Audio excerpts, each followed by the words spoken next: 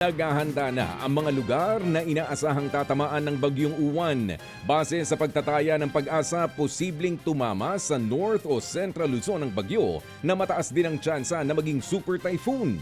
Dahil dito, pinaghahanda na ng DILG ang Disaster Council, evacuation sites at mga landslide at flood-prone areas sa kada LGU. Pinayuhan nila ang mga otoridad na magpatupad na ng preemptive evacuation kung kinakailangan.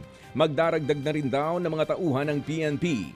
Tiniyak naman ng DSWD na sapat ang mga relief goods na nakaantabay sa mga lugar na inaasahang tatamaan ng bagyo.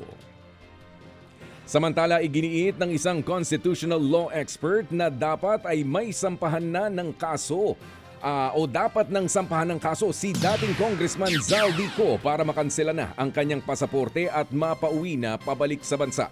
Ayon kay Attorney Domingo Cayosa, maraming paraan para mapuwersa si Co na bumalik na sa Pilipinas. Kung may kaso na raw kasi at maresolba na ito sa lalong madaling panahon, pwede siyang maisyuhan ng warrant of arrest agad-agad. Sa pamamagitan nito, pwede nang humingi ng tulong ang gobyerno sa Interpol, lalo na kung kanselado na ang kanyang passport. Yun nga lang, kailangang maaresto si Co sa lalong madaling panahon dahil hindi pwede raw na ma-archive ang kaso kung hindi ito maisa-serve sa loob ng 6 na buwan. Una nang sinabi ng abogado ni Co na hindi siya makauwi dahil sa mga banta sa kanyang buhay. Yung sinasabi na may banta sa aking buhay, that's not a legal reason for refusing to heed a warrant of arrest. Hindi ho yan acceptable na rason yung may banta sa buhay ko. Kasi kung hindi lahat ng kriminal, sasabihin na lang siya, okay na ako, akusado. Sasabihin na lang, may banta sa buhay ko, hindi po na ako magpapakita. Yan po ang tinig ni Attorney Domingo Cayosa.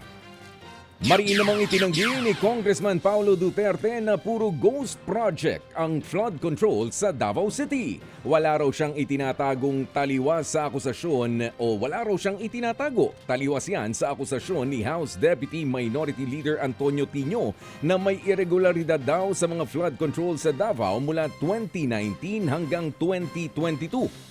Sa higit 6 billion pesos daw na proyekto sa lungsod, lumabas sa pagbusisi nila na mahigit 4 billion pesos dito ang questionable.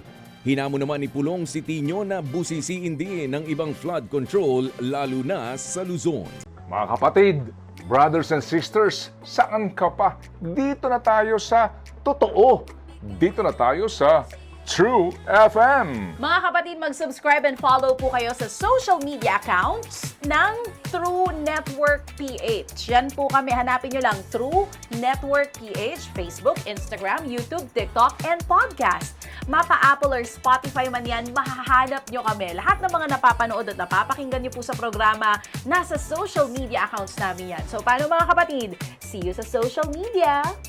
Ito tayo sa totoo, tunay at